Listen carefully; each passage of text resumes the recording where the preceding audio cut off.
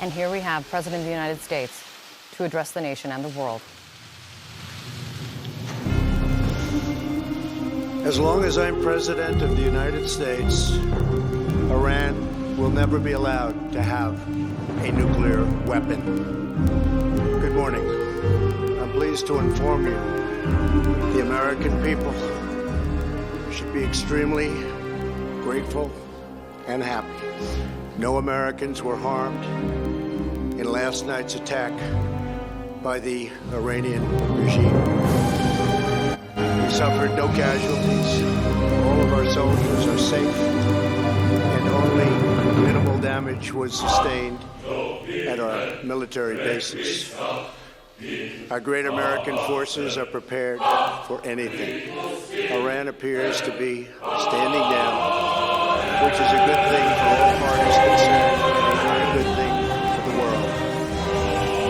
No American or Iraqi lives were lost because of the precautions taken, the dispersal of forces, and an early warning system that worked very well.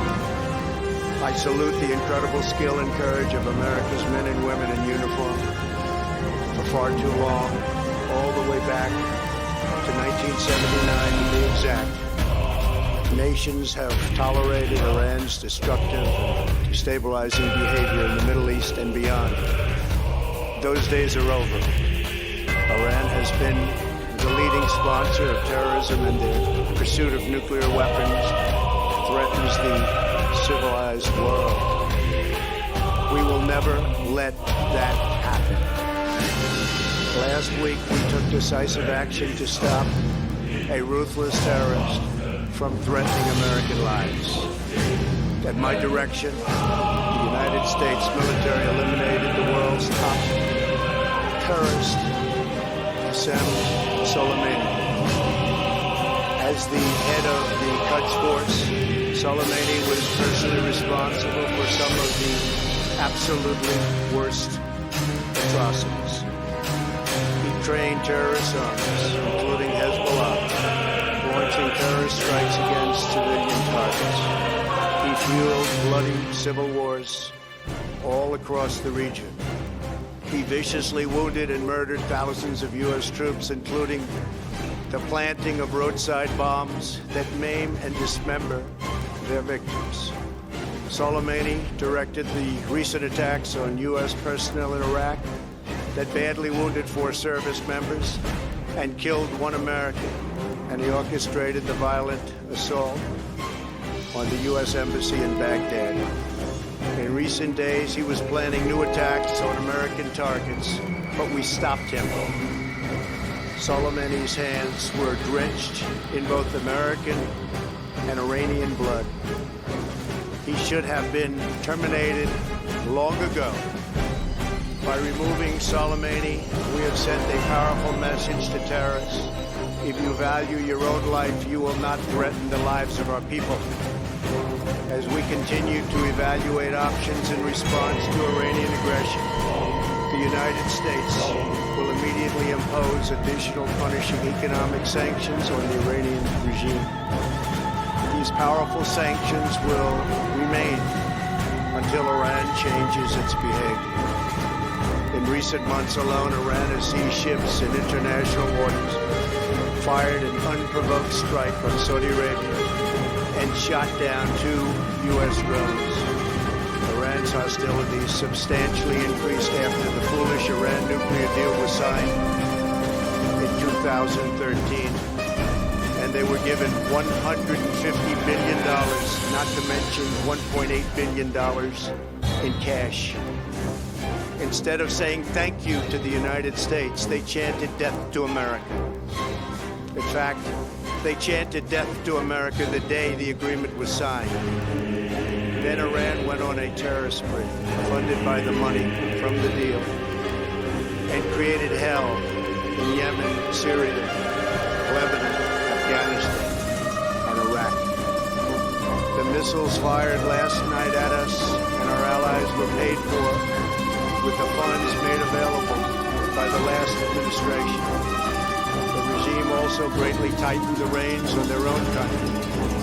Even even recently killing 1,500 people at the many protests that are taking place all throughout Iran.